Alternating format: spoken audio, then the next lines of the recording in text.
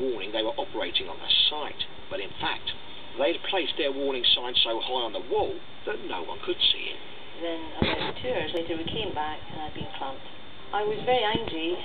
There was two of them there, and there was one very, very big built man who never actually spoke, but the fact that he was there was intimidating enough.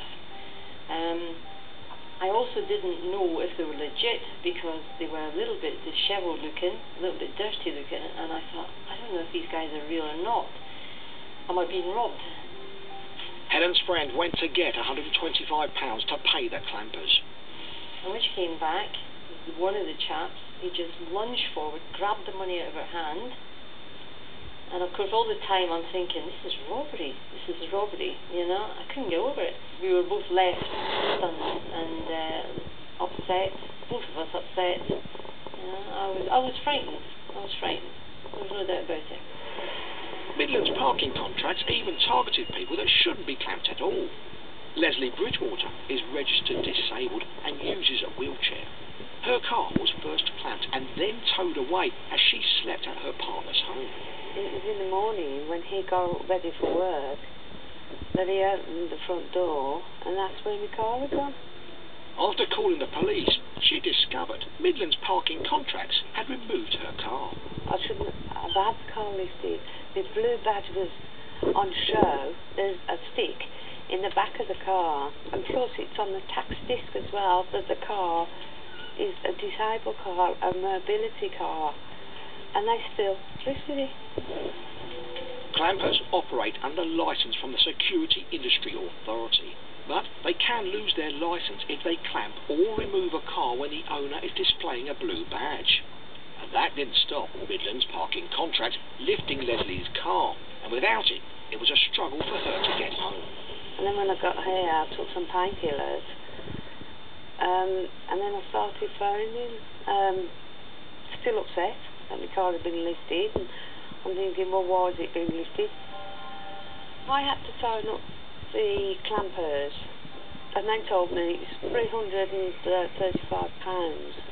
Well, I was just a sinking feeling because I hadn't got that money, and I'm thinking, well, where am I going to get the money from? I was getting upset, I was crying.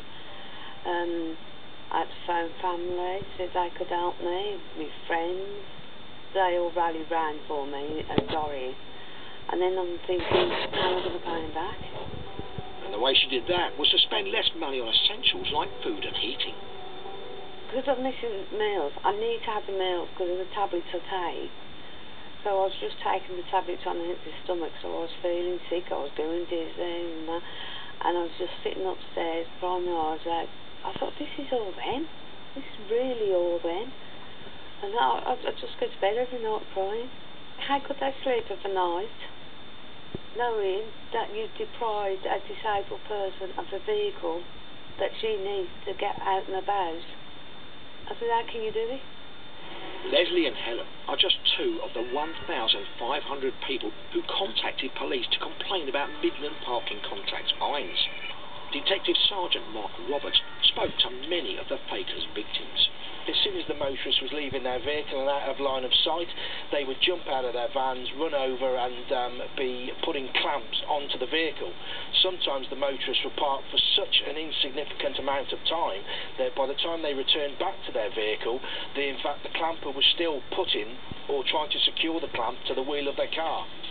Charging fake fines for clamping is illegal, and earlier this year, 6 people from the company were convicted of conspiracy to defraud.